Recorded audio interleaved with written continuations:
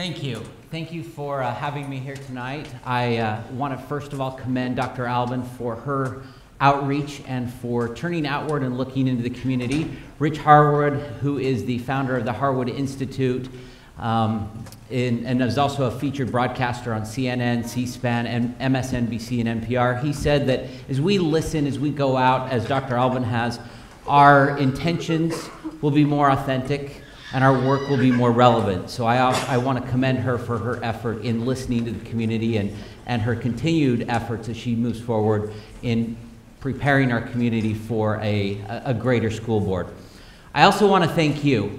I'm really happy to be here, and I want to thank you for your hard work. It's a pleasure to be involved in something so important as education. And one thing as I reflected on being here was I think back to some movies that I really enjoy. And I love going to the movies, and one of the best elements of any movie that I see is when we all come together for the underdog at the end, when we all join our support. You see it in sports movies all the time, and in Angels in the Outfield, everybody's waving their arms. You see it in Star Wars. He gathers the Jedi around to go help somebody. I always cry in those scenes in every movie. I think it's the best part. It's the element when everybody comes together. More recently in the movie Les Mis and in the stage production, they actually cross the line into the audience and invite the audience to be one of those participants in joining together to help the underdog or to help root for a particular cause. And as I think about that, I think a lot about our work in the community and pulling a lot of people together. This concept is called collective impact, and that's what I just want to share a little bit with you tonight, is this concept of collective impact, or this coming together.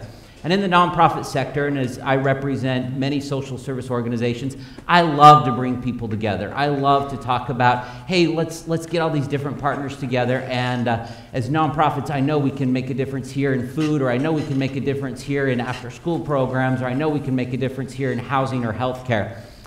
But I learned something about a year or so, and that was from a conversation I had with a homeless family.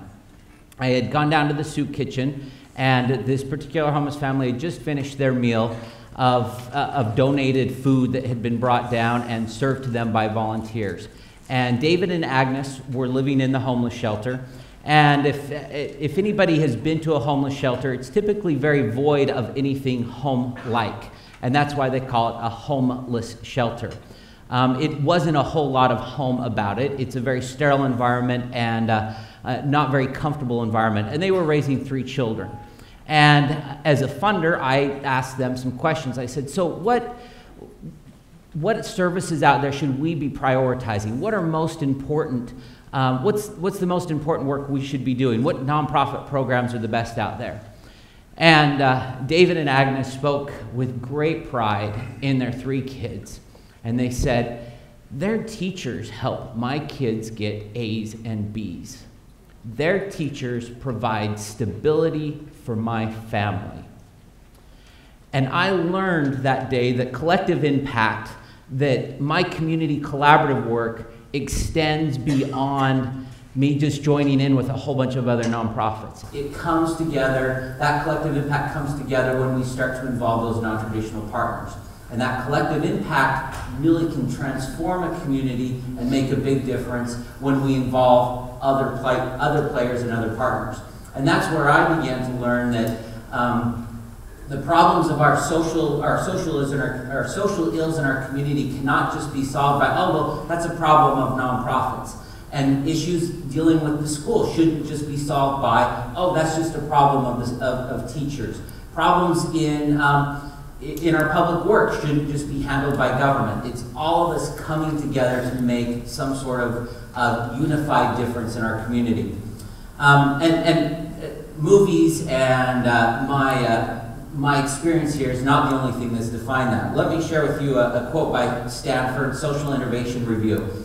They did a study about communities that have really made an impact in our nation. And they define this collective impact as this. Collective impact is not just a fancy name for collaboration, but represents a fundamentally different, more disciplined, and higher performing approach to achieving large-scale social impact. So consider these facts. I believe that our work in in education is the best poverty prevention tool we have. If we can invest in education now, we can reduce and often eliminate the investments we need to make or the financial commitment we need to make to social service programs down the road. Education is the best poverty prevention tool we have.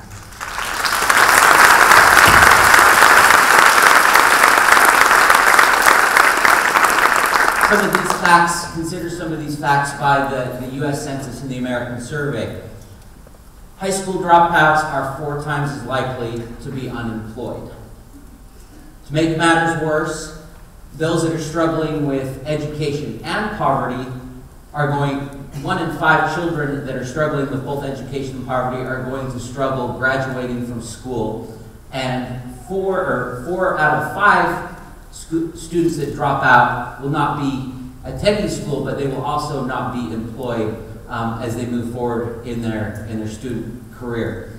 Again, that investment in education directly impacts our work in poverty prevention or social programs in the future.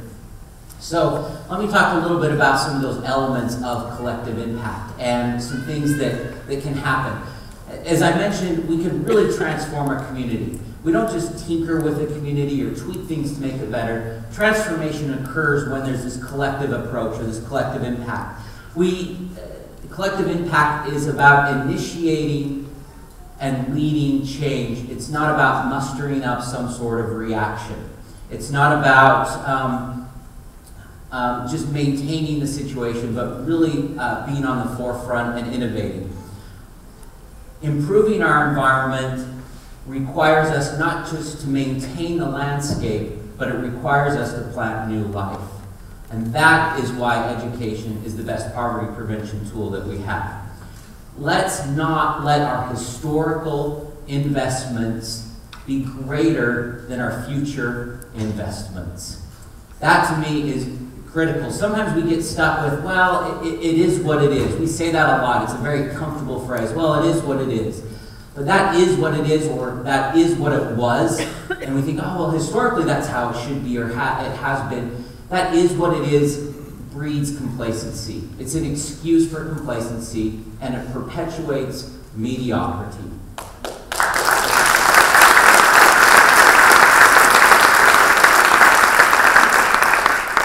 I just want to close and tell you, to reiterate how important this work is. There's some folks that wouldn't be able to attend this rally, but they're rooting for the success of education here in our community. These are the families that are rooting for our success that we don't often hear from, but I want you to know a little bit about them. It's David and Agnes who are rooting for our success, who want us to make correct decisions and invest in education. David and Agnes who rely on teachers to provide stability for their family. In addition, some of those folks that are rooting for our success, it's the single mom who's working a couple jobs that probably would never come out to anything like that. She doesn't have access to health care, but she's really hoping that the school can help provide that vision screening for her kindergartner when she sends him off to school. That 5th grader, lonely young woman, is rooting for our success. She's often alone. Sometimes she feels a little bullied, and she's hoping that school counselor or one of her teachers will notice. She's rooting for your success. The teenager who's hanging out with a rough crowd, he's also rooting for our success. He's hoping that Character Counts program or the drug-free work school place policy is going to give him an excuse to turn down some bad influences in the future. He's rooting for your success. He's rooting for our success. The dad that's struggling to make ends meet, that's wondering how he's going to make 3 or 4 slices of bread last until payday and provide lunch for his 3 or 4 children. He's rooting for your success and hoping that the school counselors or the cast workers take notice of that and maybe provide some extra school supplies as his kids show up to school without all the things that they need in their backpacks or with their school lunch. All of those folks are rooting for our success and our investment in education. Education does directly affect our community. We can track obesity rates, we can track life expectancy, we can track crime, we can track median income, all back to our investment in education. And if we let that slide just slightly, all of those other indicators in our community will worsen. And so I just want to say thank you again for your work. And I want to say let's continue to make education the best poverty prevention tool that we have. Thank you.